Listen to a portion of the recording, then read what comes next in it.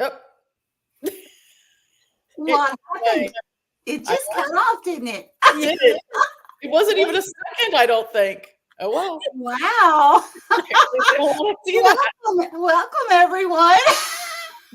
We just had a malfunction.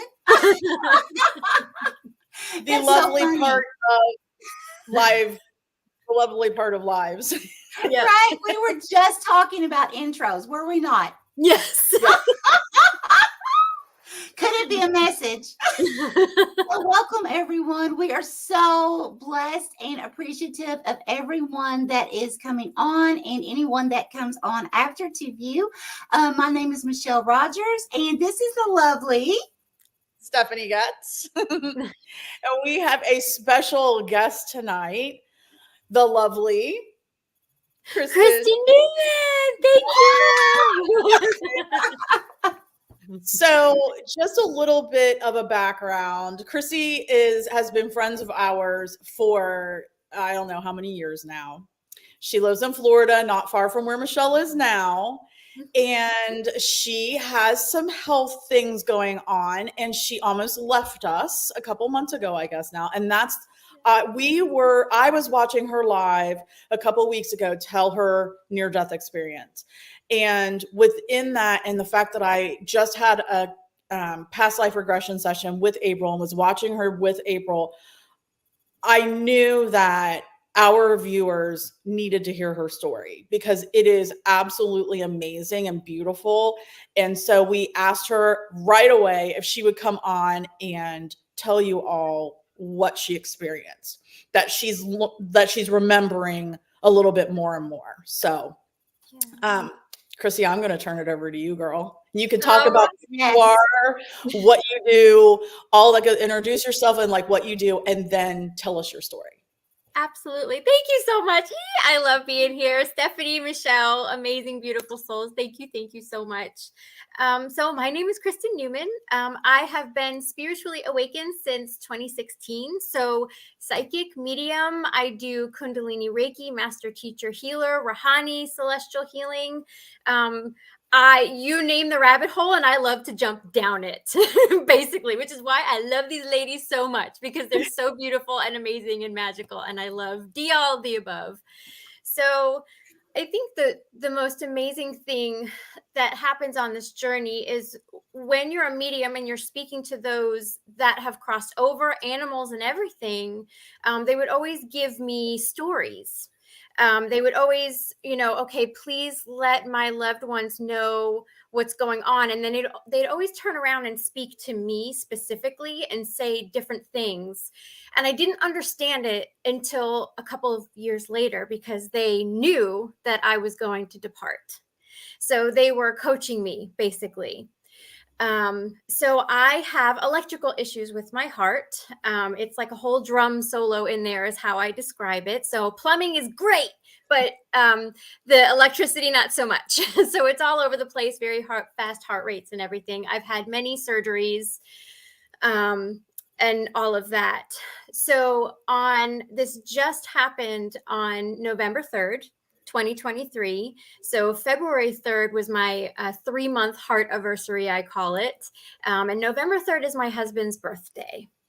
And the reason why I always like to say that is because my husband and our 21-year-old daughter are always out in the morning. I was running a class that morning. It was going to start at 10 a.m. And they're normally gone by then. So he said, I'm going to take off on my birthday. We'll have like a whole weekend. And we were all excited. And Emily happened to be home, our daughter. She was supposed to go somewhere and decided to stay. So when we talk about divine timing and everything, please understand how divinely orchestrated our lives are. And there's this divine orchestration, and then we have free will that's interwoven into all of that.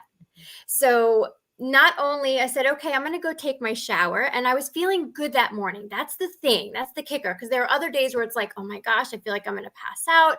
I feel very dizzy. I can't catch my breath, different things. But that morning was one of my better mornings. So my husband came in the bedroom and was laying down. Our dogs were here too. Daughter was in her room. So I go into the shower and I start taking a shower, and I didn't remember what happened right before until over maybe like a month after my NDE, my near-death experience occurred. I was in the middle of washing my face. I left my conditioner in my hair. I was washing my face, and I remember just something was going on, and I couldn't, there was no breath or air to be able to say help or anything. I just instinctively leaned against my shower wall. And as soon as I leaned against the shower wall, my spirit came out of my crown and I faced myself. And I remember just feeling like this is it. This is what happens. And I watched myself slide down the shower and fall over, and I hit my head on the marble entryway going into the shower. Fortunately, we don't have any glass in the shower. It's just a walk-in, no glass. And my husband had said, this is him telling me this because I don't remember this part, but he had said, well, whatever you did, you got the dog's attention, because the dogs turned around and looked. And when I didn't respond, that's when he turned and looked and he could see me. The only thing I could see was I watched myself fall, and it was like a blink. There is no pain in dying. It was, I honestly didn't even remember right before until, like I said, a month after my near-death experience. And it was just a blink. It's a half a breath and you're out. You just come out of your crown, because the one thing that spirit always told me when I would do mediumship, especially a dog that was hit by a car, had said to me, please tell my mom that there's no pain, God takes you out. And they would always face me and say, Kristen, there's no pain, they take you out. So I would have conversations with these spirits after I was done with sessions, and they would linger and say some things to me. And now I understand why. Mm-hmm. They So were preparing you. Yes, they were preparing me. And the body can feel, mind, body, spirit, right? So the body can feel, but the spirit is out. And we'll get to that too. So when I came out of my body and I fell, my heart had stopped. I saw myself turn purple. I saw my daughter's face, and she's steadfast like her dad. I mean, she was focused. Let's do what we got to do. And then I went into the ambulance, and I could see them starting to breathe for me in the ambulance. And then I was gone. Then I went into the realm of spirit. But my heart had stopped. My husband had to consistently do chest compressions because I was turning colors, had to do chest compressions until the ambulance arrived and EMTs came. They had to shock me and everything. I was unresponsive, brought to the hospital. I was intubated. I couldn't breathe on my own, unresponsive. And this lasted 17 to 20-ish hours, I believe. So, but I went, this is where I start to get teary-eyed, because I went straight to God. I went straight to this beautiful being that is perfectly balanced of masculine and feminine. God is this gorgeous ball of light. And the way that I can describe, and I always say him from my Catholic upbringing, but the way to describe Source is when you look at the sun, sunrise or sunset, that warm yellow glow, that's Source. And it was the most, because you know how being human, you'll think, oh, to face God after I've done these things, or, all the different things that go through our mind as humans. Yes. We are so accepted on the other side. I was congratulated for all I did in this life. He was like, look, you were wonderful. That was wonderful. And I love you and welcome home. And it was just, I was home. And a lot of people who have NDEs, and I understand this now because I used to watch the NDEs. I actually got obsessed with them, and then I got scared because I knew what was coming. But I didn't know, if that makes sense. I knew, but I didn't know exactly.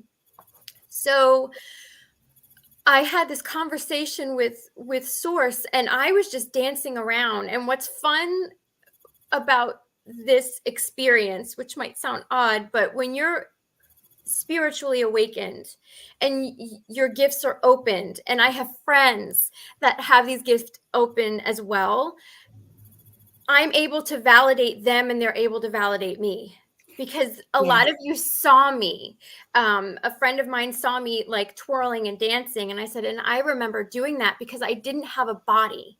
I didn't have a body. So, you know, first of all, I felt lighter. But the lightness came from no low vibrational feelings. There was no shame, no guilt, no anger, no judgment, none of that. All that was gone. And I remember saying in spirit, wow, we hold on to a lot. So that's one of the biggest messages too. Give yourself credit. Yes. Right? Yes. Because we hold on to all of these emotions. And when I was on the other side, it was pure love and pure joy. Like nothing I can describe here. Just talking about the love of your friends, the love of your child, your spouse, your partner, your animal, all together. I mean, it still doesn't even compare to what I felt there. But I remember thinking, wow, we really hold on to a lot. And I remember all of a sudden looking down, because there's no body. I didn't have a body. So my awareness, what would be ahead, my awareness would just go. It's just, I mean, you can be everywhere. And I had these rays of light, because I had a friend of mine that said afterwards, before me even telling any of this yet, she said, you looked like the sun. And I said, let me validate that, because these rays of light were coming to me. And I remember watching them and looking, and Source said, bring your awareness to one of the rays of light. Because I could hear Kristen, Chrissy, Kristen, Chrissy, Chrissy, Chrissy. And some people were yelling, some people were whispering, but I could hear all of the prayers. So when you pray, it is felt. It goes, whether the person's alive or on the other side. That's energy, and intention is our phone line. Yeah. And I was able to look down, and I don't remember this part, but how do I describe it? I remember having an experience, because God had said, look at the ray of light and you can go to that person. But I don't remember actually going. They're blocking me from seeing me. Intubated. I can't see my husband, Ray. And my mom said, you wouldn't want to. Oh. So, but I had certain memories that would come back. But I think the biggest thing too, my daughter, now to bring in some humor, because that's how I roll. My daughter, she's 21, and she likes to take pictures of eyeballs. So I have all of these pictures on the phone of our eyeballs. And her and my niece one Easter were taking pictures like through the bottom of a glass, because it like makes your face look weird and everything. But the reason she's so fascinated is because your eyes aren't just blue or green or brown. They are the nebula. They are flecks of so many depths of colors. It's an art, really. Everyone's eyes are. So when I was intubated, my daughter said, your eyes opened. And the staff said, thank you. They're having me, I asked them to remind me to say certain things that viewers could find really helpful. So they're reminding me at the same time.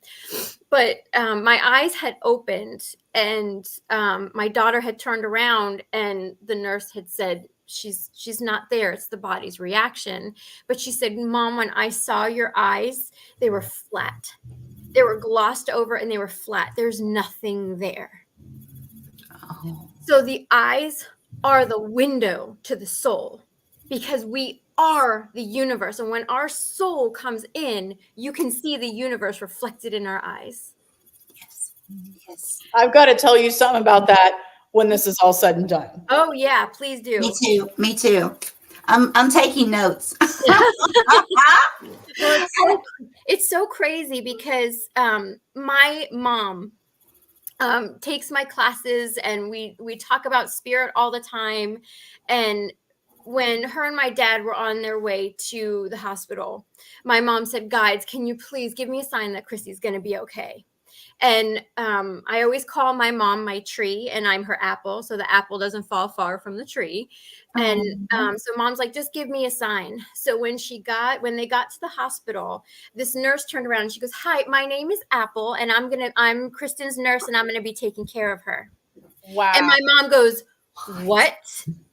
And she says, "Yeah, I know. My name is Apollonia, but my friends call me Apple." Wow. Like, That's That's crazy. incredible. right. Incredible. Yes. Asking your guides, and that's the biggest thing, is talk with your guides all the time, because then you leave this window open that when you really need them, they're there and you can hear them. You know to look for those signs. Yes. And my mom did just that. So the other amazing thing is when I was on the other side, after being with Source, I could see, they talk about, because I didn't remember this at first, because someone said, "Did you have a choice?" I'm like, "No, I was coming back." And then I had a memory, and then I felt guilty, right? Because I was thinking I had a choice. I could have said, "No, I want to stay." So I had a choice, but I saw my, what do they call it? I saw all of my life surrounding me, and it was like on big screens and a 360 view. The name of it escapes me, what they typically call it. But normally you see all of these parts of your life, but you're not feeling you're feeling those that are around you, the good, the bad, the ugly, all that kind of stuff. But the only thing I remember is all the good stuff. And it was amazing because there's a few snippets that I saw first. And the one I always talk about was I was tiny. I was a year or two old, maybe enough to stand on my own. And I was handing my mom like a buttercup flower. And she was kneeling down. And it wasn't me I was feeling my mom's love for me. I was feeling how joyful she was. And that's how it was in each of the pictures. So it wasn't, I don't remember anything bad. And even if I did, that's something that we're here to learn from too, right? Right. So, but it was about the joy. It was about the love and how we can make other people feel. So I'm grateful to remember that, to bring it back, because when my ego wants to go and be judgmental or something like that, because hey, we're human, right? Right. It's remember the love. Remember the good that you can do. Remember the spark that you can do. So that's what came of that.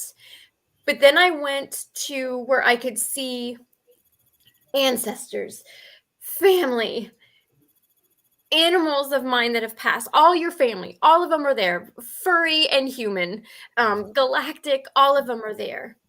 And everyone I have ever channeled was there. And one of my friends, her son, who I would channel often, was front and center. And I'm like, oh, and he did this smile, this smirk that just, one side was up higher than the other. And then we hugged. It's like the energies just intertwined and hugged. And I could see everybody else. I don't remember talking to my grandma. I'm sure I had conversations, but I don't remember that. But I remember him being right in the front and just seeing all of these animals that have passed. And it was the most amazing thing. And to fast forward from when I was back, I came home. I was in the hospital for 6 days, 4 days in one hospital that I don't remember at all. And then they transferred me to another one for 2 days to get my defibrillator surgery. So, but they call it 51st date syndrome because I was so heavily sedated that my memory wasn't good. And I hit my head, so they wanted to make sure all of that was okay. But when I had come home, I kept thinking about this friend and her son that I saw. And my guides finally said to me in the sweetest way possible, Kristen, get out of your way and message her. This is important. So I messaged her and said, I just want to let you know that I saw your son. And I did not tell her how he smiled. I didn't say that one side went up higher than the other. I just said that I saw him and he smiled and we embraced. And actually, no, I did. I told her about the smirk. And she said, Kristen, that's his smile. That is his smile. That's how he would smile all the time. And it was important for me to tell her because when she was in a prayer circle for me, when she was in a prayer circle for me, she saw her son and her son told her, I saw her. We smiled and we embraced. Wow. So it was validation for both of us. Yeah. Right. So, I mean, and then it was, what do you want to do? Do you want to stay or do you want to go back? And it was, I remember bringing my awareness back to me and thinking, I love her. I love the love she has. I love her life. I love all that are in her life. And I can't not go back. This story isn't done yet. And just like that, I call it the halls of learning.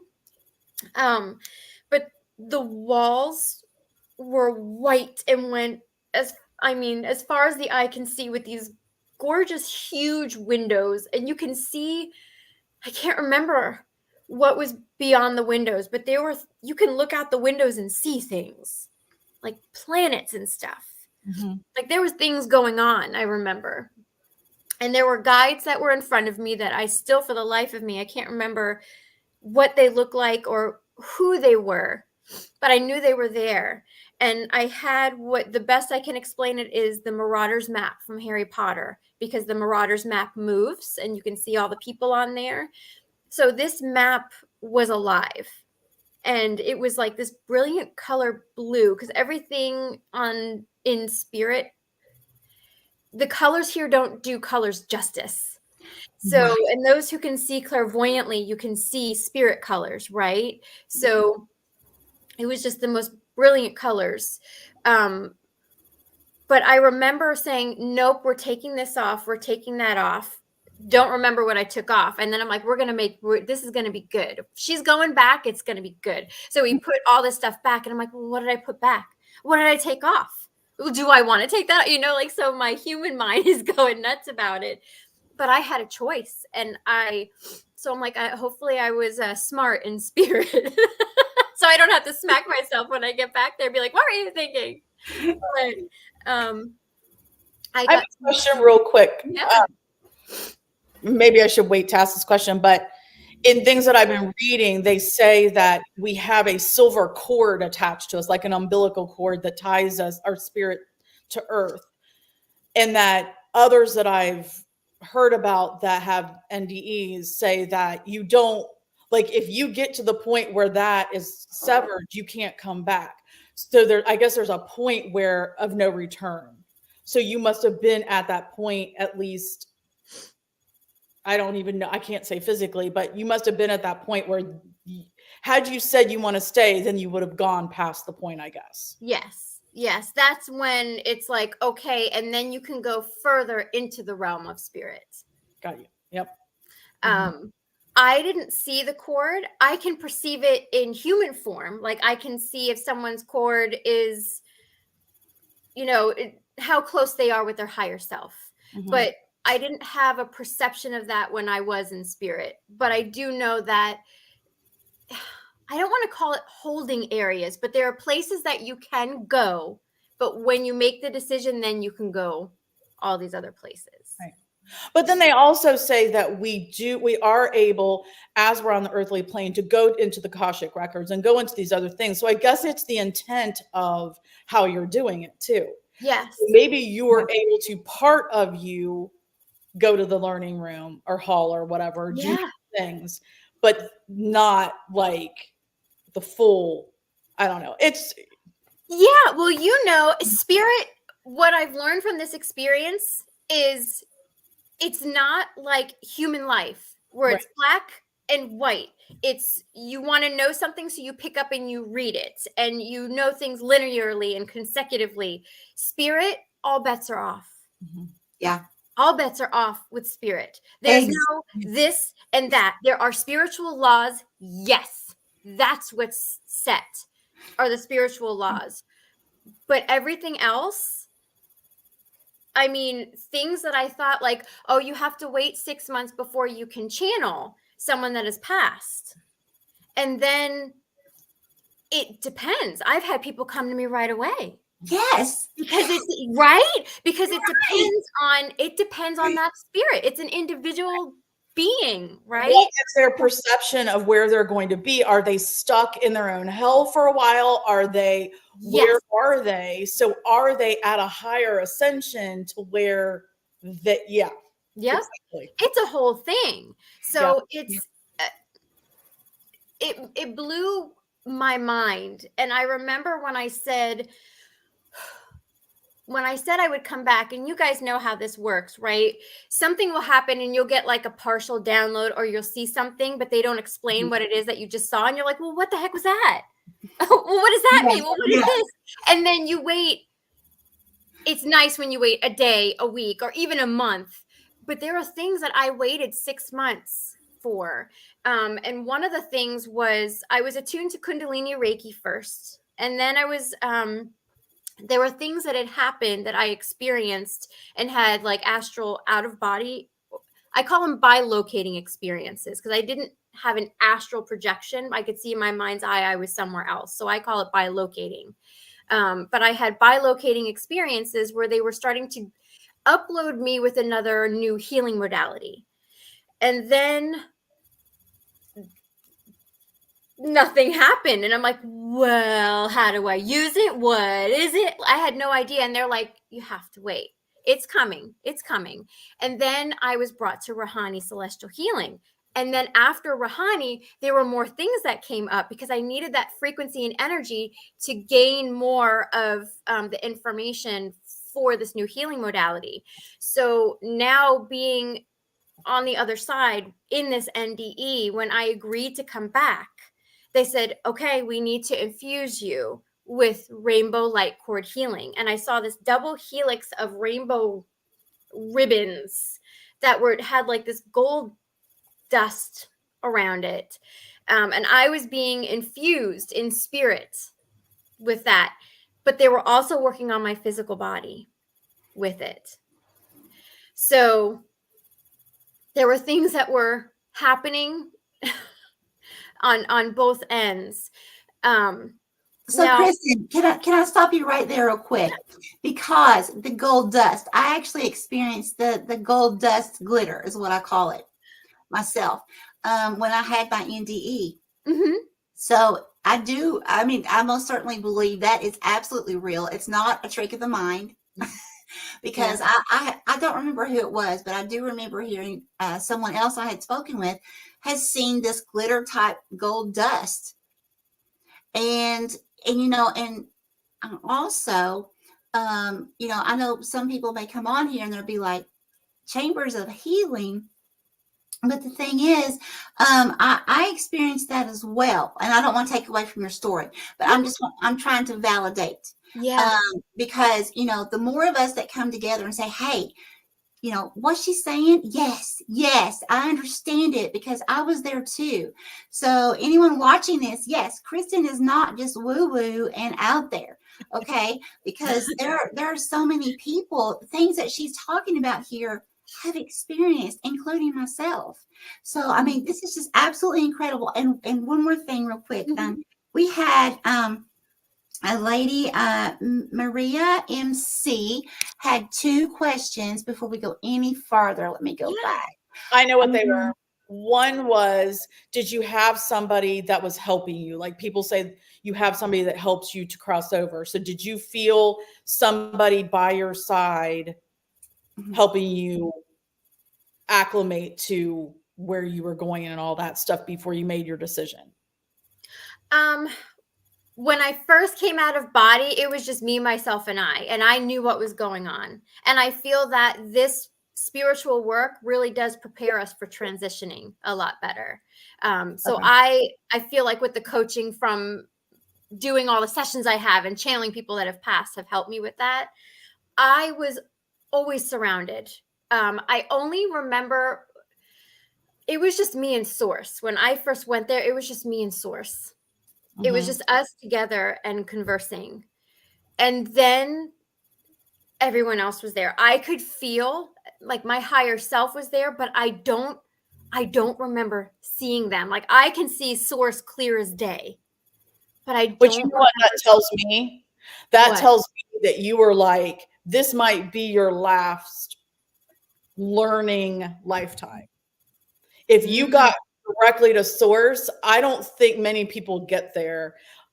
You know, as a normal person, I don't think if this happens to you, you go directly to Source. You might go to the, you know, whatever council beneath Source. But I think if you went directly to Source, this might be your last learning earthly life that you'll have a choice.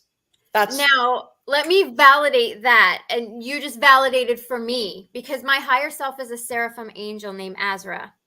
And that's a whole other story because I always ask, you know, you always ask for validating evidence and proof of life when you do mediumship, but proof of other things to validate that they are your guides and they know you. So you need validating evidence. So my higher self gave me validating evidence and then gave me the messages. And that was one of the things that she had said was, I came in last second. I decided to come here. This is my last time here. I'm not reincarnating again.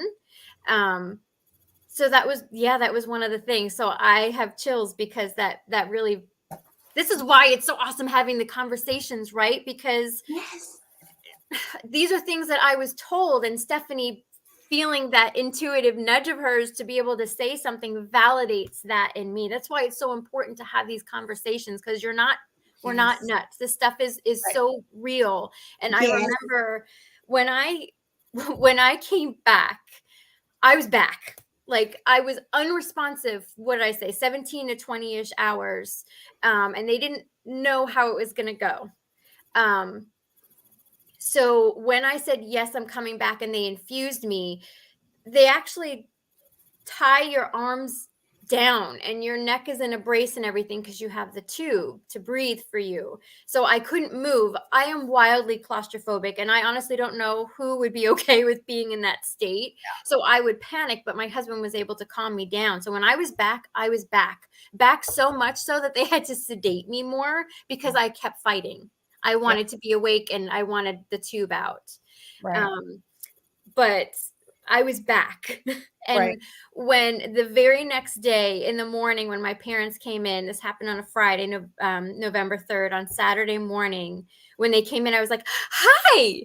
And my mom, when she tells me this, so I still had conditioner in my hair. So can you imagine how soft my hair was after I finally took a shower? But I had conditioner in my hair. So it was kind of crazy. And I had these curls that were like coming out the side. So when I would turn my head, Mom said it wasn't just like these Dr. Susie curls. She says it was the look on your face. And she said it was like you were little. And you know how when you're little, it's the joy. Thank you. They're reminding me of something else important. It's the joy. I was so content and at peace and happy that everything was just okay. And, and I remember, what the snippets that I do remember from the hospital were funny. And this traumatic thing just happened, but I remember the joy and the happiness and the silliness of it. When I was with Source, when I went to Source, I always thought that there was something wrong with me because I've always been very childlike, very silly, very goofy, that type of thing. And I guess I thought you had to be stuffy when you became an adult. And I was a banker for 15 years. And, you know, I tried to do that. It didn't suit me very well. I'm just weird and goofy and silly and like to poke fun. And over a year, maybe 2-ish years or so before my NDE, I started channeling these. Oh, it was way before that. They're reminding me because I wasn't even attuned to Kundalini Reiki yet. And I remember saying, who are the circle children, to my Reiki instructor? She's like, I don't know. So this was like an evolution of these children that call themselves the circle children. And who they are children that are no more than 13. And you know how you call in Kuan Yin and Mother Mary and they heal the inner child from traumas and everything. The circle children are the absolute joy, happiness, silliness, magic of your childhood. So you can bring them forward and live your childhood now. Be the child now that you didn't get to be. Or I had a wonderful childhood. Bring her back and let her be out there and be. Oh my gosh. I had to comment. Oh my gosh. This has literally been happening to me. Like this week. The most profound things have been happening. And the fact that you said go back to childhood, that I'm literally going back to my childhood. This is crazy. Stephanie can even validate this. This morning, we were actually talking about we're going to meet up where I was when I was a child, Erlanger, Kentucky. She was for like 2 years, 30 minutes from me when she was a kid. Yeah, that's one thing. But there's other things, just like being at my dad's. I'm just gonna say it. Being back in Kentucky where I am at right now, because I had started going to the gym, at a phenomenal place in Florida, right? Come back here and where my dad's located, like a total hour and a half surrounding areas, they're not good. There's nothing that they might be great for cardio. I'm a weightlifter. Because of my body type. I am a weightlifter. I am not cardio. Cardio's everywhere around here, but not what my body needs and not with what I need for, certain health issues, right? Now, so I was going on, trying to find some things because I worked out because I've always been a fluffy gal. So yeah, I worked out in middle school. Yes, I did. And I was just going back the other night and I was like, I've got to do something because I can tell, I'm gaining a little weight here at my dad's. I don't like it, and I've got to do something, right? And so I started looking back on YouTube and it was like immediately, like instantly, here came the same exact workouts that I did when back in childhood that worked for my body type that I'm doing again.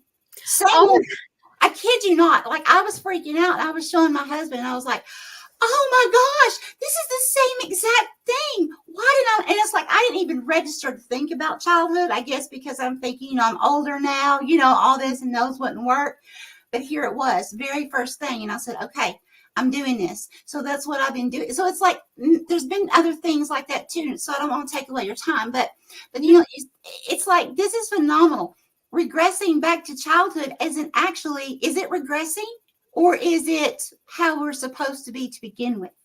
Yes, we're supposed to be that inner child because when I was with Source is funny, is lighthearted and whimsical. And Source said, you're me and I'm you. That's me. But you needed to discover for yourself that you are all that you need and to love all that you are and not to try and be something or someone else.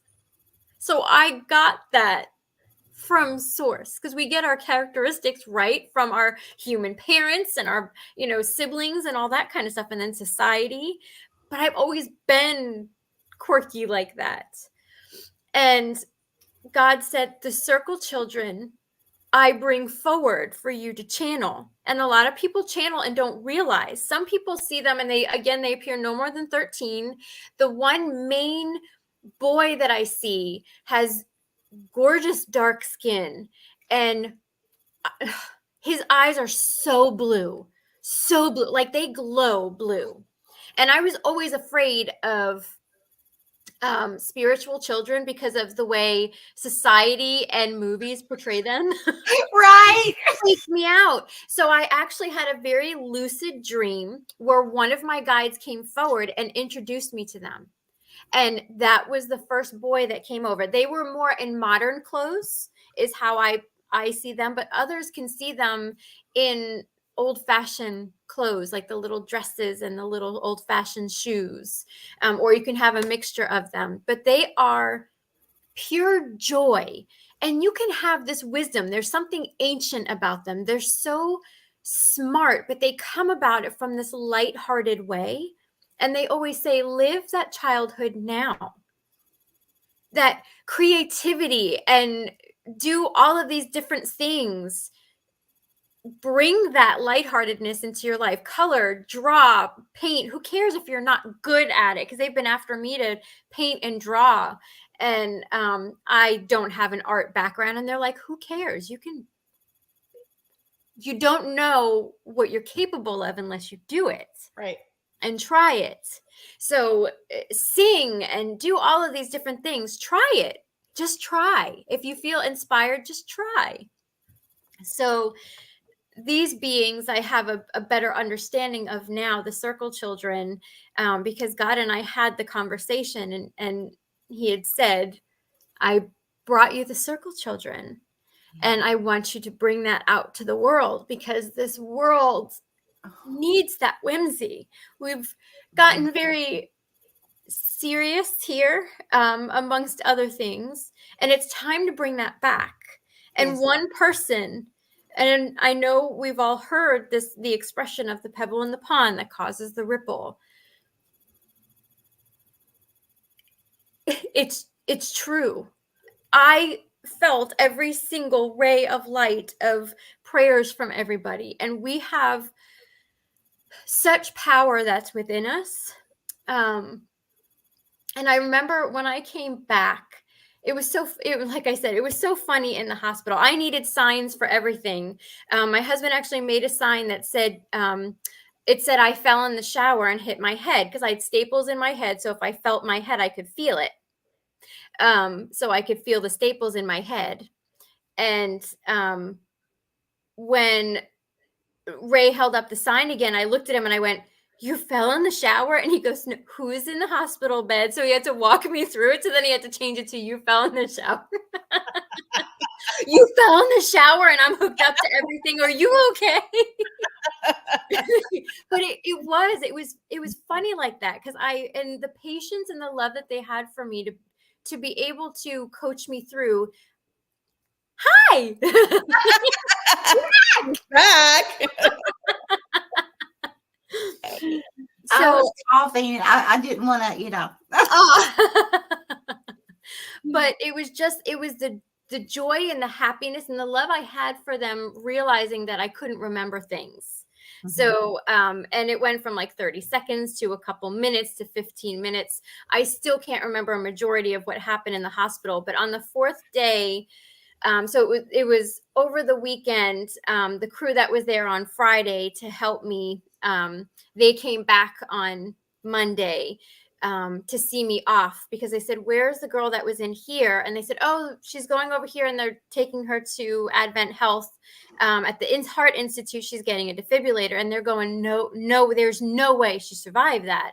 So they came to see me off. So there were several of the nurses and everything and the doctors that were standing there to say goodbye and to see me off. They wanted to see me, which I thought was so sweet, because they said, you were unresponsive. You died. You were unresponsive for a long amount of time and no damage. They did a CT scan and all that kind of stuff. So when I came back, I was back. Right. But I remember saying, I don't know about a defibrillator. No, I don't remember saying. My husband told me. I didn't want the defibrillator. I wanted to go home and think about it. And he's like, you died. You're getting one. So I'm like, okay. You can have some choices, but this isn't one of them. I did not have a choice. So, Kristen, okay, so speaking about coming back into your body, okay. Yeah. So I know my experience, it was like thump, and like the whole bed shook because I was in my bed at home. The whole bed, like, and I could, like, the thump was so hard, like I could literally like feel it when I came back into my body, and I actually felt my body like trembling and the bed shaking. Did you have, how did you re-enter your body? What was it like? I don't remember it being remarkable. When I came back, I just was back. And I do remember the moment. Now, this recently came back to me because I said to my husband, you were to my left and you were leaning on the bed. They had the things up. And he goes, yeah, I was leaning like that. Because I couldn't move my head. So only in my vision that I could kind of see that he was there. So that memory came back. So I do remember, but it was like, you know that sound when you're about to astral project, and it's usually for like the first time or something, and it's like a, you know, like that. Yeah. That's what it was like, but coming back in. It was like a zoom.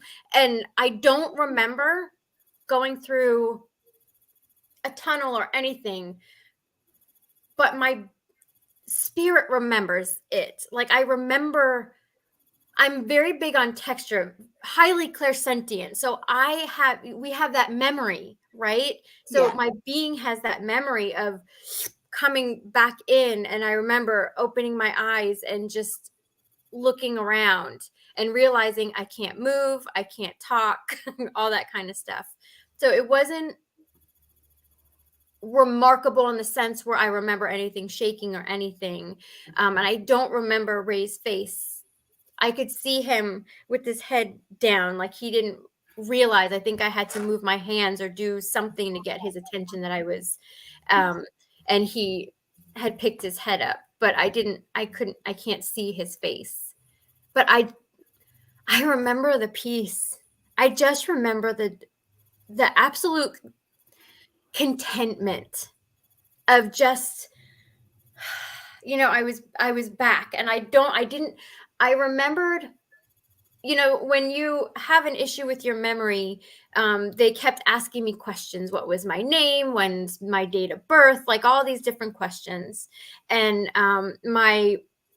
one of my best friends, Suzanne, and her husband, John, had come in because she saw me intubated. And when she came in the next day and she saw me, she goes, Kristen, everything you could see, you know, when your eyes are searching in your brain for the answers to things, I was searching for answers. And she said, as soon as John said, Kristen, did you experience anything on the other side? She goes, Kristen, you talked without searching for anything. I went to God. I saw God. I was talking with God. I don't remember all that I said, but she's like, we were with you for a while, knowing that you were everything we would say, you would search for answers, but you knew. And then as time went on, I had these memories that came back. And because I said, I know more happened. And I was frustrated because I couldn't remember. And they said, give yourself time. We need you to heal first. So they needed me to heal. But I remember on the 6th day when I was coming home, I was taking off my sweater and it was like almost panic attacky. Like I couldn't get a good breath. And I just felt a lot of heaviness on me. My guides came in and said, you need to process being human again. Mm-hmm. Feeling not just the body, I was feeling emotions again because I was starting to get hard on myself. Why do I not remember? Why can't I see? And I was with God. Why can't I? And then I would wake up at night and have these images and I would remember all of these things. And then I started getting downloads as to what this rainbow light cord healing is. And they taught me how to do it. Oh, and the one interesting thing, I always talk about this one guide who I call Lorelei, and she is gorgeous. She's blue. She doesn't have any hair, beautiful big eyes, but she has these thick freckles on her cheeks and nose. And I saw her, this was a few years ago, in my mind's eye, and she was working on me, and I could see her like this, moving her hands. And she's the only guide that would move her mouth, but I couldn't hear her. I couldn't hear what she was saying, but I knew that she was doing energy work on me. And then all of a sudden she pushed the energy, and sparkles, specks, like sprinkles came from her hands into me, and I could feel it moving in my brain. And I remember thinking, am I going to be sick? Because I told you this, Stephanie, I get these bouts where I get very sick early in the morning. And so Claire, cognizantly, in my knowing ability, she just put in there, everything's okay. We're activating the gray matter in your brain. So raising the frequency and activating more of the gray matter for more capacity to receive frequencies. And I remember saying to Lorelei, why didn't I see you on the other side? And her response in my head was, I'm alive. And I went, oh my God, like, oh my, right? Because there are galactics that are out there that haven't crossed over. They're alive. They can be a higher frequency, a higher dimension, and very close to that realm of spirit, right? But she's alive. Wow. Yeah, I'm getting chills right now. I know, I am too. So, okay, so like, like with the glitter thing, see, okay. Yeah. So like the extraterrestrial that came to me right before my NDE that went into the glitter. Okay, so like she was alive too. Mm-hmm. And she was like, she was, and she had no hair, but she had on this, I don't know what it was called, but if you think of Spider-Man, except super thin, so much thinner than that. I could see every crease of her lips. It was that thin. But it's like, then she disappeared into that glitter. Okay, so what's going on? Because again, we're not the only ones seeing this glitter. What is it? I mean, I understand, it's all spirit and all that, but what are your feelings? What is it? Like, actually, how? It's a frequency, and it's interesting because I've gone to the Akashic records, and I can experience it as like going to this grand library. But in another case, I actually had an experience where there was this book that opened, and it was that powder glittery, the same thing that was kind of encasing me. It's a frequency. So like colors have a certain depth of frequency to activate you, like the violet flame comes forward, and Archangel Michael, everyone is on some kind of ray of light, some kind of frequency of light. They're actually saying, this is what you're made of. Oh, wow. It feels familiar, but it is magical, and it is, we're made of this stardust, and we're all God. We're all, we come from, just like our parents, we have their DNA and everything is in us. We have that essence of them, same from source. And that's that essence of source. That's what we're made of and from. That's how I interpret it. And that's how they bring it forward.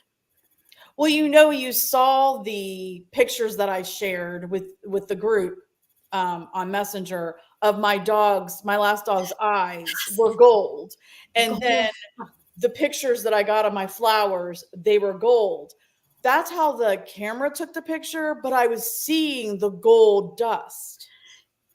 Yes. But the camera captured it as just like didn't capture the glitter. It just captured gold glowing eyes and gold glowing. So when I knew when my guides were around, my angels, probably more my angels were around during that time, because I would see the gold glitter. Yeah. It's just, that's so amazing. See, right? I love talking about this because it's, understanding where you come from as well. I have more pictures to show you too, because I was out in the garden yesterday after meeting Teresa for the first time, actually meeting her, and Kitty came over, and I was taking pictures outside, and in every picture, I'm not one that gets a lot of orbs. There was stuff going on there. Yeah. So I've had a lot of, they say after your NDE, you're heightened. Yeah. Like you're heightened, you have and the guides would say to me, because you know, when I came back into body, hello, I'm human, I came back into body, and I guess I was expecting to know Mandarin and other languages and know how to do physics and like all this other stuff. I guess I don't know what movies I watch, but I was expecting to have some kind of cool gift that I don't know. And the guides are like, give it time. Because the other thing that I knew on the other side that I spoke with God about was, we really do block ourselves. So when things aren't happening, just do a little smack on your own face because it's you. Yeah. But that's okay. It's not like it's your fault. It's my fault that I'm not doing it. We all get there in our own time. It is about the journey, because I had to learn who my ego is so I can understand who my spirit is and allow her to come out so I can channel, because ego is still in there. So you have to learn to kind of get ego to integrate with you so you can move her back so you can be a pure channel. So it really is about the journey, and I wouldn't want it any other way. You know what I mean? Yes. Like, so give yourself such grace. If you're on this journey and you're wanting to open things up, you can, because they opened me up all at once. In 2016, my hearing, seeing, feeling, and knowing all opened up. I call it the Superman effect. And it was like it all opened up at once. And I'm like, oh my gosh, you can see. Like, I didn't know that people could see in their mind. And my husband and daughter, they're natural clairvoyants. I'm like, you can see in your mind? Is that how you're able to do math really well? You can like carry the 2 and cross the 1. And he's like, well, yeah. I'm like, dude, that's cheating. Like, I didn't know you could do that. And then they took it all away except for the feeling and the knowing. I'm like, and I thought that was like the short straw. Feeling. Okay, feeling. That's the short straw of the spiritual gifts. Right. It's real. I mean, allow your gifts to be a superpower. Yes. Because they are. I lean on my clairsentience. I have all the other ones, but I wouldn't want to change my clairsentience, you know, to be able to feel what other people feel my guides, all these different things. Really lean into it. And when you lean in and you trust yourself, because when you trust yourself, you're trusting spirit. Yes, absolutely. We're all one. And Kristen, I've got to ask this question because I would love to hear your perspective on this to help people around the world. Okay. Because I have had so many people come to me over this, and, you know, 1 person, 2 people, but the more and more that we begin to share with people, this isn't scary, you know, or if there is something scary, how we overcame it. To help them release their fear is very important to me. That's one reason I do this. Mm-hmm. So I guess the best thing that the best way I can ask this is your perspective on anyone that would come to you and say, now, Kristen, you know, that's evil. Mm-hmm. That's evil to open myself up, or I don't want to open myself up because I'm afraid that evil is going to come in. Mm-hmm. Things like that. What would you say to those people? So we can never force anyone. And I would never want to force anything on anyone, because there are some people that can say that this is evil, and it's like, okay, you can have your perspective, and this is mine. When it comes from the pureness of your heart and you're spreading the good, I am one that, seriously, what I chose coming here, because we do choose our life, our siblings, our parents, we choose all of it, the situations, the traumas, all of that. And then things occur, illnesses and that kind of stuff, depending on what your emotions are and mindset and everything. But I chose to be bullied here. I was bullied by someone close to me, and then it was some teachers and at work and that kind of stuff. So when I started this spiritual journey, I never felt scared anymore, because I was always into my 30s. I was afraid of the dark. And the reason I was afraid is because we don't know. We're afraid of the unknown, right? Because you're human and you have that logical mind. Like, I need to see you. You need to have a name. Because I do that all the time to my guides. And they're like, I don't have a name. Like my mom's guide said, call me George. You want a name? Fine, George. So, but others are like, I don't have a name. You know, this is my energy. This is how my handshake type of thing. But your mindset is everything. If you fear, then that can let it come in. But know that you are so divinely protected and so divinely loved. Everyone has to find, you know, only I wear my own shoes, so I can't force my opinion on someone else. So I'm not going to sit there and argue with them. I'm like, I just, you know, let it be type of thing. I'm like, well, that's your opinion. And these are my truths, because I work in the light. Right. Forcing my opinion on anyone or anything like that. But we are so divinely loved. And nothing can touch us without our consent. Right. And the fear kind of lets that consent come in. And if I ever do fear anything, I bring forward the archangels of sacred protection. If anything else, bring forward Michael, Archangel Michael. But I have the archangels of sacred protection that I call forward. And they're right there. So if I'm trying to figure out, because I had a being that was right here when I woke up several years ago. It was like this cloaked being that didn't have a face. And he was sucking smoke from me to him. And I knew he was benevolent, felt more masculine, but this being was helping me, was pulling out some kind of impurities from me that didn't serve me. But what I did first was, hi, because I was so geeked out to see some, because I saw with my physical eyes and I was really excited. Afraid of spiders, but weird stuff I'm totally fine with. Yeah. So that's how I am. Spiders, no. And cockroaches, no. But you can have this weird, you know, smoky dude right there, and I was totally fine. And then I'm like, okay, wait. I call forward my guides in sacred protection to come forward. I call forward Archangel Michael. And I just felt this being's energy, and I knew that he was pulling everything forward for me. And even when I did see, you know how you see the men in black? Yeah. The watchers. When I first awakened, there was a watcher in my room, and I didn't get a good vibe. So I said, are you of the light? How can I help you? And it was just there. And I said, if you are not of love and light, you cannot stay here. And I called in my guides of the highest and, you know, protection.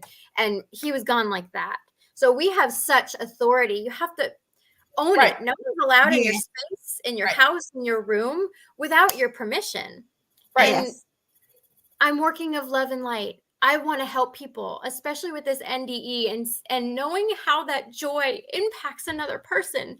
A smile, a compliment, giving them $5. It doesn't, whatever it is, you can bring so much joy to others. And that's why I do this work, because I want people to know how amazing you all are, how each and every being means something. I thought I was generic. I thought I was just here to be a banker, and there you go. There was nothing special about me. But when I started doing this, it was like, oh my gosh, I was born to do this. Like, this is, it fills every part of me. And I want everyone to know how amazing and magical they are. But there are some that are like, hey. So, you know, I never force it. So, I mean, to each his own. And I understand that now from another perspective, right? You know, especially after having the NDE and saying, so I remember reading somewhere that namaste means I see you, like I see the light in you. Right. As you see the light in me. Yep. And I see you. I think they do this in the movie Avatar too. And it just resonates with me so much, because you're able to see a person. I can, if they're being angry or rude or something, it's like, I see you. I see the divine in you, and I see that you're going through things, and I send you love. Right. And that's what I'm going to do. I'm not going to force anything on you. I'm going to send you love and wish you well. Yes, absolutely. Agreed. I feel sad. I feel sad for people that live in fear of God, live in fear of anything, because it is all here. And people ask me all the time, aren't you afraid whenever you do your investigations? Afraid of people, maybe, but I'm not. And you get those, well, you can't just tell evil they can't come in your space. You can't just tell spirits they can't attach with. Yes, you can. Yes, you can. Yes, you can. You surely can. Right. That's what they need to understand is you are in control. If you're to your point afraid or don't believe, then yeah, you could get possessed. You could have this or that. It's the people that don't understand that we are completely in control. Completely in control. All is mind. So I had my father-in-law passed several years ago, and he wasn't particularly a nice man in life. So when he passed, he came to me. I can't travel, so I couldn't go with my husband to Jacksonville to be with my mother-in-law. So my husband wasn't home. So it was me and the dogs. And his dad we call him Big Ray. So all of a sudden, I'm laying in bed, and the covers blew out from underneath the sheets where I had to actually lean up, grab them. And I put those suckers over my head and I'm like, what the heck? And I went, wait a minute. I kind of do this stuff. So I put them down. I'm like, Big Ray, is that you? I'm like, you, and I could feel his energy. And I said, do you see a light? Do you see family? You know, I was trying to coach him through it. He wanted no part in it. I said, Ray, you can't stay here. If you're not going to be of love and light and of God, then you are not allowed to stay here. So I sick 'em guides, you know, like I got my guides and I'm like, I call forward my guides of love and light. I call forward my archangels of sacred protection. And he was gone like that. Then a month later, he came back to me in the middle of the night. I woke up and I heard, it sounded over an old-fashioned radio station. I am so very sorry. His voice. And he told me that his daughter, Kim, who was she was the first mediumship experience I had. She actually died when my husband and I are high school sweethearts. When he was a senior in high school is when she had passed. So she's been gone a long time. And she found her dad and crossed him over, is what she told me. Yeah. So, and I could feel the difference between when he first came to me, you know, however you are in life, if you're earthbound and you don't go to the other side, that's how you are in spirit. So if you're a jerk, you're a spirit jerk. Yes. So, right? Yes. Can I say something real quick? Yeah. Okay. So it's like, so like if someone who may have Alzheimer's or some type of dementia or something, when they pass, they may pass away confused, some kind of state like that. Sometimes they do remain earthbound for a time. They do, and they're still in that same mindset. So, you know, because I have experienced, there have been spirits before, because, you know, Alzheimer's, a certain form called the Pick's Alzheimer's. It's very rare, but it runs very strongly in my dad's side of the family. And my dad has a huge family. And I have had two different people who passed away with that form that has come to me. And when they first came to me, both of them very confused. And they had not crossed over yet. They had not. And so, I mean, it's like, and I've had other situations where I have dealt with people who, after, like what you're talking about, you know, like they're nasty. Now, I didn't know these other people, but they were nasty. And then once I could finally get them to see, hey, you know, the best thing to do, you know, you've got to trust that everything's going to be okay. Go ahead, cross over. And when they did, I've had them come back, and, well, actually only one come back. And like you're saying, you can tell there's a difference. They're not in that same earth mindset. So our minds do play a huge key role in everything. Yeah. In everything. I mean, I could feel his energy here. And when he came back, he actually visits me in dreams now. I actually see him more in dreams than my own family, than my blood relatives. And I'm like, hey, can you like tell my family to come get on the bandwagon with you?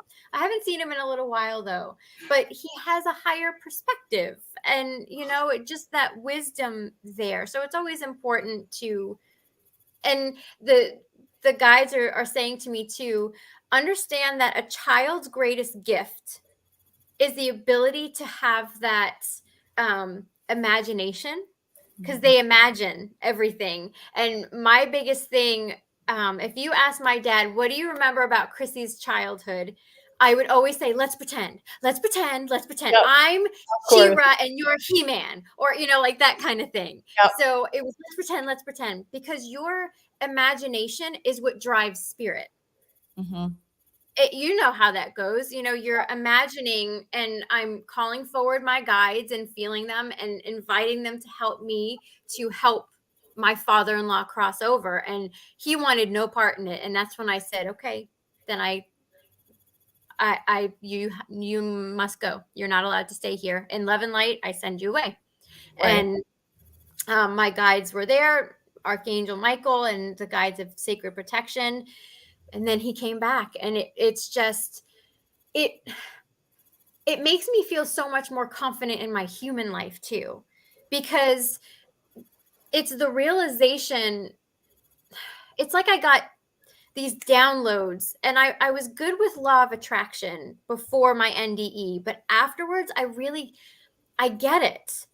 And I'm not as hard on myself. Okay, this made me angry, but I recognize that this made me angry. I'm happy that I recognized it, and now I get to change it. Right. Like, I'd be one of those stubborn people that's like, if you made me upset, I'm not going to crack a smile, man. But and I would be stubborn in that sense. And now you have a chance in every moment to change. Mm-hmm. You can change that. You can alter that. You can change your frequency. So I'm not in it as long as I used to be, type of thing. And it really does. Spirituality has helped me live a better life, has helped me be a better wife, mother, friend, better Kristen. And I just can't say enough good things about it. It's really, I used to, when I first started, it was like, okay, let me do my woo-woo stuff. Okay, now I need to wash dishes. And now let me do my woo-woo stuff. So I thought it needed to be, you know, put my witch hat on and take it off, right? Yeah. But that's not the case. It's the integration of both. I'm all about living paranormally. That's like a phrase I love saying. I live paranormally. That's my life. I can be doing something and then, oh, there's a gnome that just went across in the garden. Yeah. Or like there's a serpent being that just went across. Or I just felt this. Did you feel that? Oh my God, this, you know, like it's so much fun. It is. And that's like a childlike aspect. And my husband said, if you ever don't have that whimsy and that excitability when you do stuff, you just don't do it anymore. Because, you know, when you're doing things and you're like, oh my gosh, did that just happen? Or did you see that? Or oh my gosh. So when Teresa and Kitty came over yesterday and things were happening, we were like, and it was just so much fun. So, you know.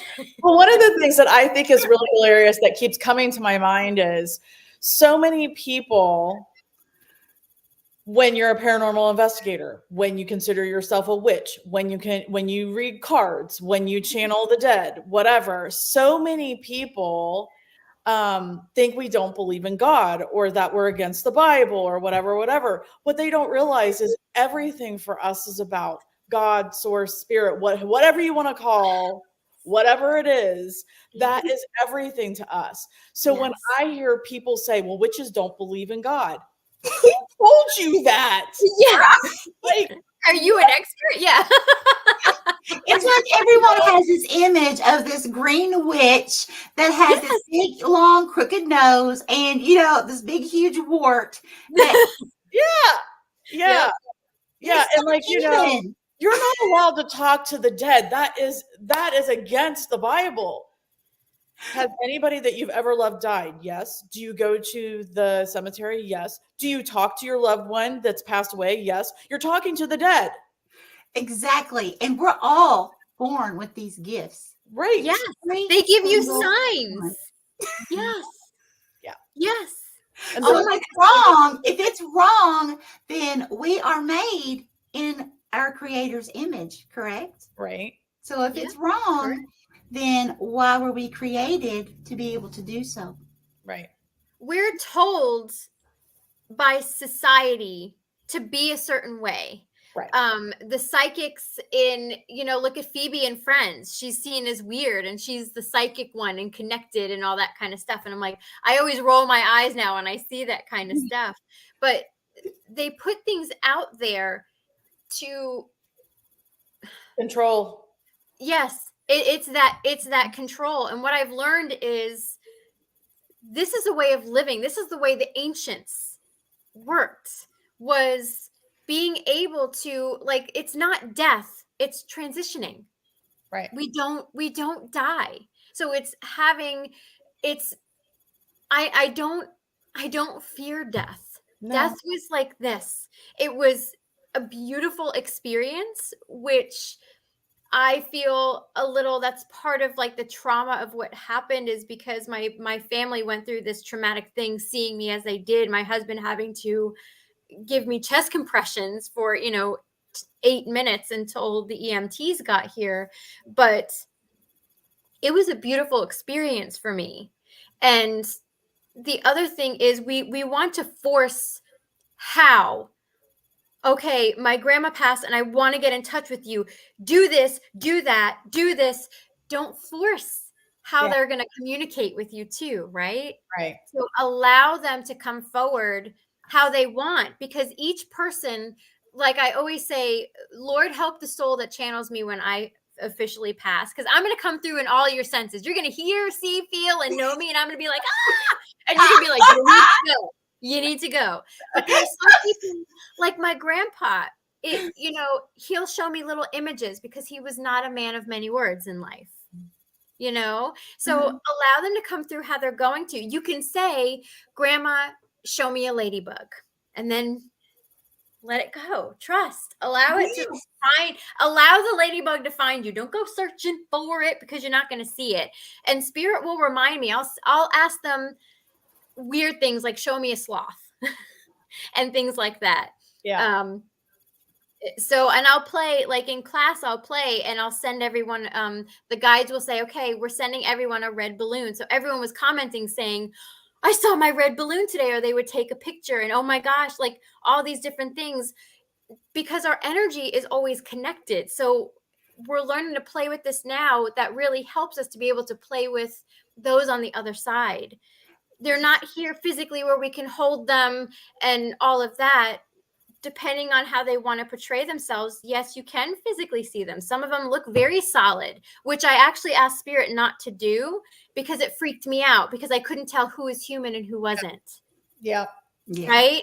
Mm-hmm. I saw that happen, and I thought Ray hit a kid when we were going to Walmart one time, and I was like, and Ray's like, Kristen, there's no little boy there. And when I turned and looked, the little boy was gone. Yeah. That's why he was like walking behind the family. So it was just, that's when my gifts started opening up. So I was able to say, don't show them to me like that. Have them be hazy. If I see them, have them be hazy. So we have such control. We have to say, don't do that. Yes, do this. And I used to say to them, don't show me things when it's dark out. That scares me. Mm-hmm.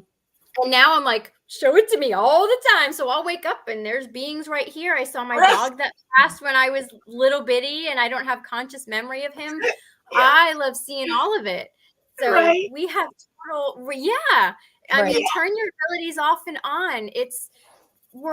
This is when you go from the heart space, because the heart is the spirit brain. That's the connection. This tells you the logical stuff. This tells you how to be human. This tells you how to connect with spirit and allow that energy to come in. And it's the integration of both of them, mind, body, spirit. Right. So it's the integration of all of that. So it's a beautiful way to live, and it has done nothing but enhance my life. And then since the NDE, Yeah, since the NDE, it really, I'm still in, if you can tell, I'm still in shock about it when, you know, my husband and I have certain conversations. And one other thing that I want to share too is my neighbor's gorgeous oak tree that's in his yard. The roots of that tree go into my yard and they actually stick up in certain areas. And this tree has been introduced itself to me, like the orb of the tree came in my room years ago. It's like a whole thing with, I always go out and say hello to the tree in the morning. And my husband went out somewhere. It was about maybe almost a month after the event happened. And I was alone by myself. And it was the first time I was alone, and I was finally in the garden because I love to garden. So I was finally in the garden and doing some things because I'm not going to let anything stop me. Right. And I went in the garden, and I always have my music going, and I'm singing. And all of a sudden, our song came on, my husband and mine. And I lost it. Oh. And it was one of those cries that I couldn't catch my breath. And it was just, I didn't know where to go with myself. And I instinctively, I took my gloves off and I walked over to the root and I sat on the ground and I put my hands on the root of the tree. I just did it. And the tree said in my mind, just breathe. And I went, and it was overwhelming relaxation and peace. Yeah. And I just watched the tree and swaying, and I could feel this tree in me, just that we are one. And this tree was just coaching me to allow me to breathe and allow me to work through the emotions. And it was just, and it was the feeling that came out of it is, I know I cried, but I'm grateful to be able to cry because I have such love in my life. Mm-hmm. So it was a good thing, right? Yeah. So seeing how we're just so interconnected, and how Gaia, how all of these beautiful beings, these trees and plants are interacting and wanting to help. Mm-hmm. And I just happened to be open at the time. So when you're following your instincts, go left instead of right. You need to go here. Well, maybe you don't need to go to the grocery store for, like, what am I doing here? But you needed to meet someone. You needed to see someone. You needed to say something. You know, these different divine things that occur. Follow that instinct and that gut. Absolutely. And like, Stephanie, what were you going to say? I was just going to say, one of the other things that while we're talking about, like, so many people that come to us are like, I just want to know that they didn't suffer before they passed. You've already addressed that. Other people, a lot of people that come to us that say, you know, if my grandpa is still coming to me, is he stuck here? So what I also, and I was struggling, Kristen, you and I, you know, I was struggling with this in reading the book I just read, but because of my paranormal investigations, I feel like there are those that are earthbound, whether it be from a tragedy or just because they had dementia, whatever it is, or they just refuse to leave. Mm-hmm. There are those that are earthbound because they feel like they still have to protect their castle. I feel there are those that just come back and forth at will. Mm-hmm. But what bothered me is I do believe we live multiple lives. So I kept thinking, am I crazy? Am I a fake? Because how can I be talking to these spirits that passed away in the 1800s if they should be reincarnated? But what people don't understand is, I mean, this is just a lot of people's opinion. Mm-hmm. We can be in the spirit realm for hundreds of years before we come back into a new life, because you have to wait for the rest of your group to be there to plan, because you pretty much come back lifetime to lifetime with some of the same people. Yes, your soul group. Yep. Yeah. So just because your grandpa passes or your mom passes, yes, it's heartbreaking, but you're going to be with them learning something else. And so now I know I'm not a fake. I'm truly talking to these spirits. They just are doing the work there before they come back here. Yes. It isn't like you die, you go to God, whatever, and you say, okay, I want to do blah, blah, blah. And then you're born and you're back here tomorrow. No. That's not how it works. No. Right. No. We're always working. Like, no, we're taking a break. We're going to go up there. We're going to, whatever. Yeah. It's out for a while, and then we'll come back in 100 years or so. So Right. yeah, I think that's another thing to let people understand. Hey, Shape, let people understand that it isn't the end ever. And they're not stuck here necessarily. Just don't feel like every time a loved one, you feel them here or see them or hear them, that it's because they're stuck. They're not stuck. No. They're not stuck here. And just like with my father-in-law, family found him. You have loved ones in spirit. You have guides in spirit and loved ones, ancestors that are going to come and find you and help you as well. Right. And the other thing too is people fearing because they're like, oh, I'm seeing shadows, especially in the corner of your eyes. That's how you're perceiving spirit. Mm-hmm. So just because you're seeing a shadow, like my front room, my husband and I, years ago, we were sitting on the couch and all of a sudden I saw this huge shadow walk by. And the shadow was in the shape of an angel. It was an archangel. Yep. And it was shadow because it was at night, and that's how I perceived it. It's because it's a shadow doesn't mean that it's bad. It's just how we're perceiving spirit. And a lot of times that's how you can see things is in your peripheral vision as well. So like I said, I don't allow any of the bad stuff, it's just, it's not in my wheelhouse. so minute in what real true evil is out there. I just don't feel like it's what people think, that it's everywhere you turn around. It's just not. Right. Yeah, there are attachments, if you're really low vibrational, they can attach on you. There are certain beings that feed off of certain emotions, and that's what they are. And then all you have to do is call in guides to help you remedy that, and there you go. Mm-hmm. So I mean, it's not, as horrific, as people make it sound, I guess. Right. You just have to mean it, not be in fear. It can't be oh, please leave me alone. No, I mean, this is me. I'm just saying, this is me. Mm-hmm. With authority. Yeah. I said, get out now. And I mean it. You're not allowed here. Get off my property. That's how I do. Some people go about it nicer ways, but that's not me. Yeah. Well, I did have an instance where it was the only time I ever felt like negative thought bullets were being flung at my husband and therefore the family. So when I had that happen, I called upon my energetic guides to please come forward. And I set the intention and commanded divine protection of all things, of our land, of our home, of our beings, like all these wonderful things. And I went out and I saged, and I just had a conversation with my guides. And I said, I wish this person well. And I send love, I send healing, and I send abundance and happiness to this person. And it's interesting because several weeks later, if not months later, I had seen this tiger walking in my yard. It was like a quick glimpse of a tiger. And I went, that's amazing. You're amazing. Who are you? And showed me like this wooden ring.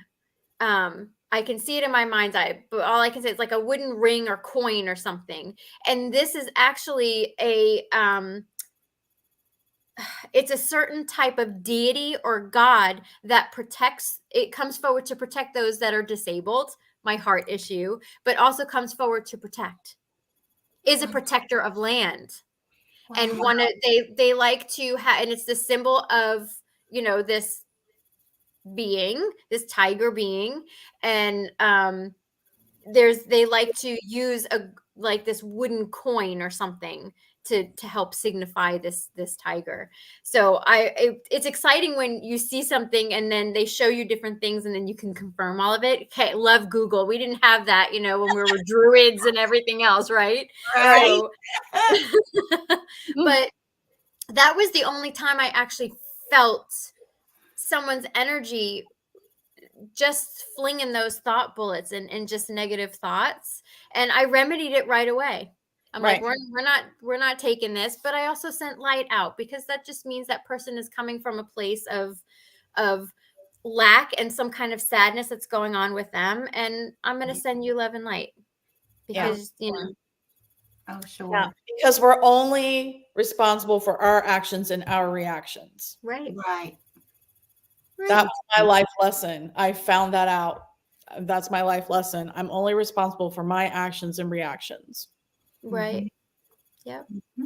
Yeah. Exactly. And ladies, something, now I did not grow up in the Catholic Church. So this is something that my beautiful friend, Sun, Moon, and Stars Tarot 1111, and anyone that is looking for tarot, someone to help you with tarot readings, you can always reach out to her. I do recommend her as well. In addition to lovely Stephanie and lovely Kristen, Sun, Moon, Stars Tarot 1111 is absolutely amazing. But she has a question here, or at least a statement, I should say. She says, I was born 12 years Catholic, then all of my adult years a Christian. Since I became a spiritualist, I feel so close to God. He speaks to me so much through synchronicities. I get judged often by people. Yeah. And that's okay, because you're only responsible for your actions and your reactions. How they judge you, that's on them. Yes. And when you live in that light, law of attraction, you attract those that have the same mindset, and you're also inspiring to those people, right? Because you're living your truth. Right. And I remember, because I went to Bible study and all of that, so I can have my confirmation and my communion and everything. And I always had to really study it, because it didn't vibe with me. Things didn't seem right, especially about our sins and everything else. Like, I'm not allowed in heaven and all that kind of stuff. Right. So when I started this journey, and I always wanted to connect with Jesus. And I remember thinking, am I not good enough to connect with you? That kind of thing. Am I not a good person? That type of stuff. And then I had this interaction, and I was doing a reading. It was a reading exchange with a friend before I started going into all the readings and everything. And when I started reading for her, I said, give me a moment. And I just cried. I bawled my eyes out, because in my mind's eye was Jesus. And this is why it's so important when we're resonating with people, like-minded souls that just light you up, and you have these beautiful connections with. They're raising your frequency, right? So there's an energetic exchange that happens. So there's an energetic exchange that happened with this friend, that I needed her energy to help mine to be able to perceive Jesus. And Jesus says, it is not about worthiness. It's about frequency, which isn't good or bad. It's not my frequency is higher than yours. Thank you much. Like that kind of thing. Right. That's not what it's about. It's a frequency thing. So they can't. He's like, I've always been here, but in the background, because if I come closer, they can make us sick. So that's why when we're going on this journey, we get the ascension flu, because our frequencies are changing and altering, so we can get sick with things. Sometimes we go on the fast track that happens. It actually happened to me this morning, and I got very sick, and they'll say, get your ice pack and take some good breaths, because you're in for a ride, because I needed to do a timeline jump.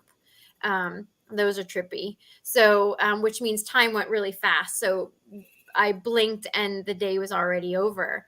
But it's never about being worthy enough. I had to get over myself. Yeah. Right.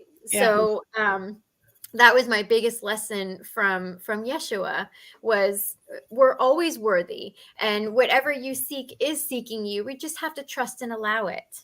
So I still go there, right, Michelle? Even after like having an NDE, I always thought I should think better of myself. No, I went right back in my ego. I even thought I did the NDE wrong. Like this should have happened. That should have happened. And they're like, really? You're going to question it? But I remember going outside after my mom left a week and a half-ish after I was home. My mom left and we were getting back to normalcy. And I had gone outside and it was just clear stars outside. And I remember saying, okay, I'm back. Don't let me screw this up. Am I on the, can you give me a sign that I'm on the right path? Is this what I'm thinking? Or, I was having this conversation and I always look in certain directions, typically where I can see Orion because I love the constellation, or looking at Jupiter, that type of thing. But something made me turn the other way that I don't normally turn. And there was what I called in the moment a star. It was a UFO. It was very bright. It got my attention and then it shot off. And then a few nights later, I went out there again. And then it was like lights turning on, off, like several of them all around Jupiter. And on, off. And it was like, oh, I was so excited. Now, and then you expect it going out every night. And you're like, you're not going to see it every night. Like, come on. So, and then I don't know about you, Kristen, but like you get used to it, and then after some time, then all of a sudden you realize, wait a minute, I haven't had contact for this amount. Am I doing something wrong? And then I'm start like, do you do that too? And I'm kind of like, what am I doing? Am I not in alignment with what am I? But then it's like exactly when I need them, here they come.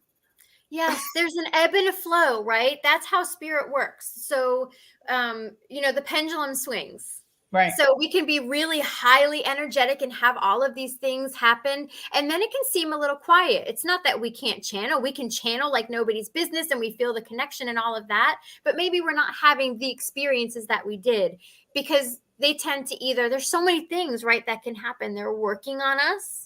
And that needs to be muted a bit, and other things will be, will shine more, other gifts, because they're working on this. Or there's more grounding. We need to learn, that's how we have that peace that I felt in the hospital. You get that through grounding, through being creative, through the circle children helping you and, trying and doing new and different things.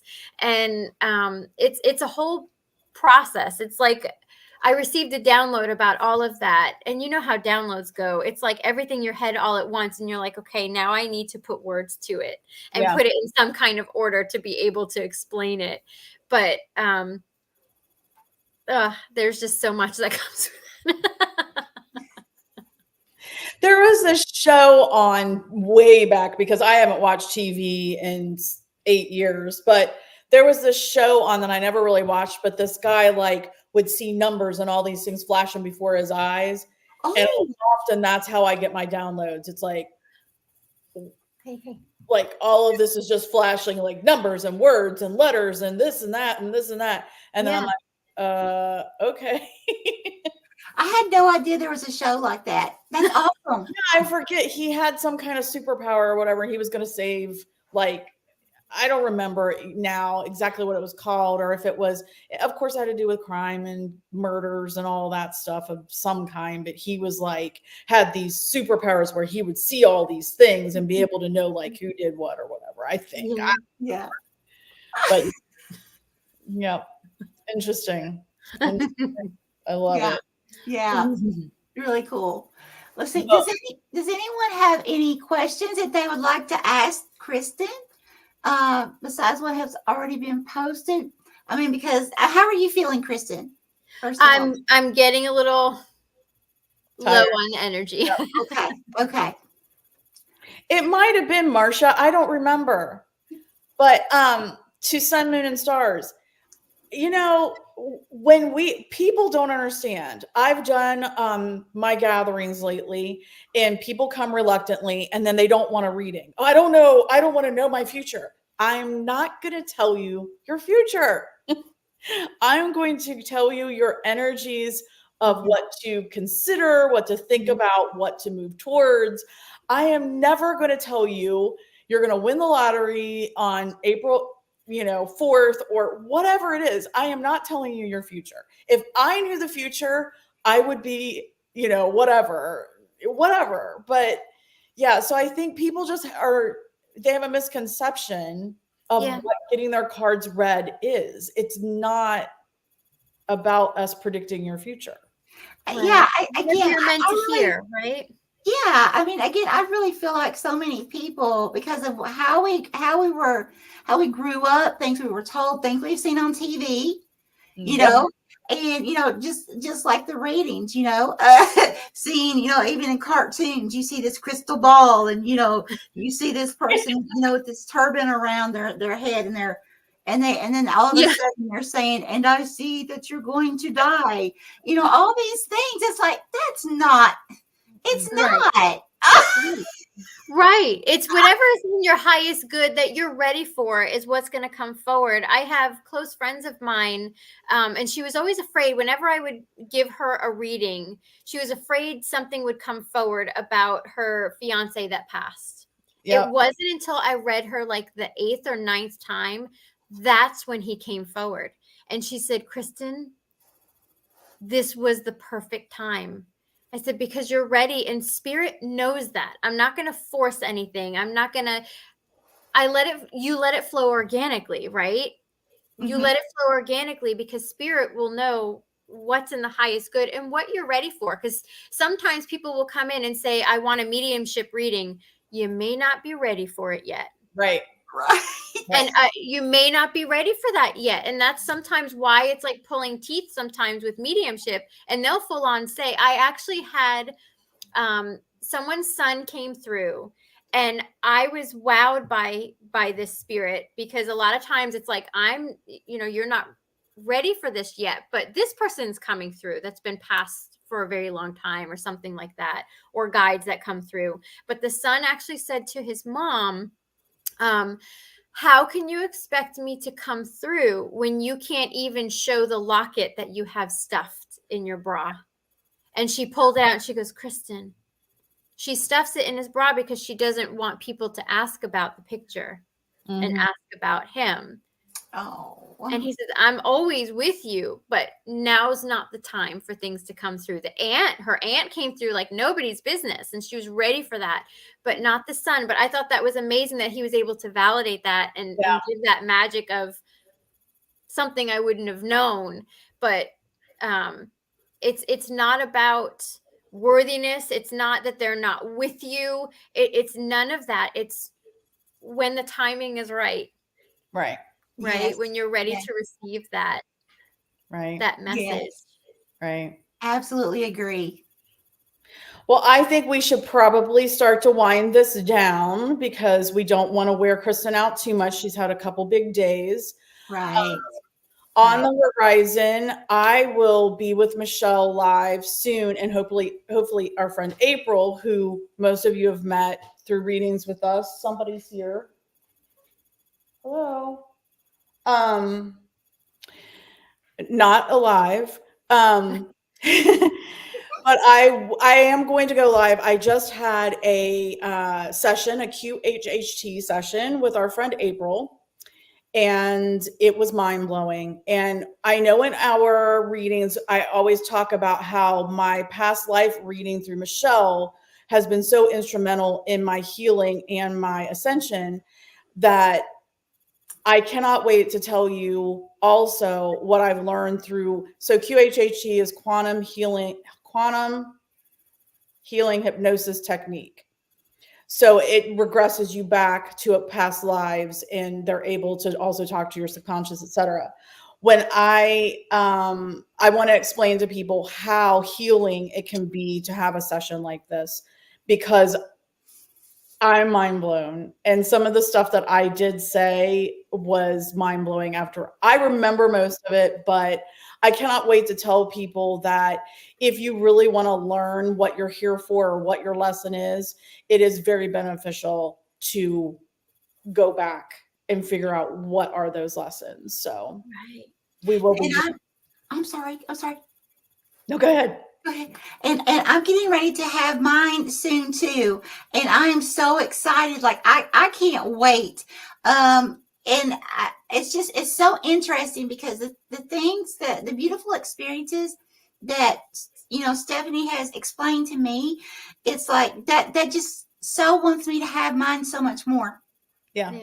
Because I want to know, I've seen some things that spirit has revealed to me, or memories that I have from certain past lives or other timelines. But it's like I know that there's more healing though. There's something else that I need to heal. And like even today, Sun, Moon, and Stars Tarot 1111, she did a reading for me today, and she didn't know my situation, and she was like spot on. And it was what I needed to hear in that moment. I did not even plan to go on there. Normally, I don't have the time to go on there live. But it just so happened things played out today just exactly how I needed them.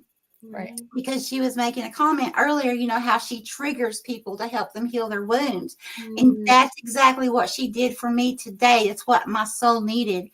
So, with what Stephanie was talking about having this past life regression, it is so, I feel, it's just my thought, but I feel it's so very important, at least speaking for myself, I feel like, I definitely need, a lot of understanding so that I can heal those wounds, whatever they are, get rid of them, just get rid of them, heal them, and not have to bring those back lifetime after lifetime or wherever else that I, may end up. Yeah, for sure. And she did a reading for me the other day, and it was another thing too, where I just jumped on. And she did my reading first, which thank you so much. And she had no idea. And I just had this session, and she brought forth, she's so gifted. She brought forth things that she had no idea of. And I was just like, oh my gosh, like you have no idea how spot on you are. But what it really did for me is it made me understand what I needed to, what I've learned. That I've learned the right lesson, that I've cut the cords, but that I know what my purpose is, and that I feel like I don't have to live too many more of these earthly lives either. So I'm really excited about that. Yeah. Because this is hard. It is. It's really, it is hard. I don't know about anyone else, but I know there have been times, a lot of times in my life, I look at other people and I see them, and it appears, we don't know all the junk going on behind the background, but it appears like some people have such easy or happy all the time lives. Yeah. And so then there's been times that I have looked and I've been just like, okay, how can I be that? How can I do that? But then it's like, then there's challenge after challenge until NDE. And in that moment I realized, oh my gosh, I planned this. Right. For soul growth. I planned all these hard, challenging. Not everyone gets to reincarnate here. It's not easy. Right. Yep. Yep. Yeah. Okay. Well, I think we're good. So I don't think that we have any other questions. Carrie Ann said she really loved her past life reading from Michelle. Hello, Heather. Sorry if we didn't individually say hello to everybody, but really, really love you all. We did this for you because we want everybody to learn from what we go through. That's what we're here for. And we want you to know that everything is okay. We're all divinely protected, no matter what happens, good or bad. It's all planned, it's all good, and it's all going to be okay. Absolutely. Mm-hmm. Kristen, thank you so much, honey, for taking the time to do this. We really appreciate and love you so much. Mm-hmm. And everyone who has came on and who comes on in the future, We love you all so much, and we're just so blessed to have you in our lives. Even if you're just stopping by for the first time, please make sure to check out lovely Stephanie Getz with Get Spooky Society. Kristen, before you go, please, can you tell people how to contact you? Should they like, to reach out for you with questions or to watch your content? Yes, absolutely. Thank you. You can find me at infiniteheartandsoul.com, and you can email me through there. But I'm a psychic medium. I do read tarot cards as well. I do it in conjunction with, channeling from the guides. To do mediumship, I do different healing modalities as well, light language, activations.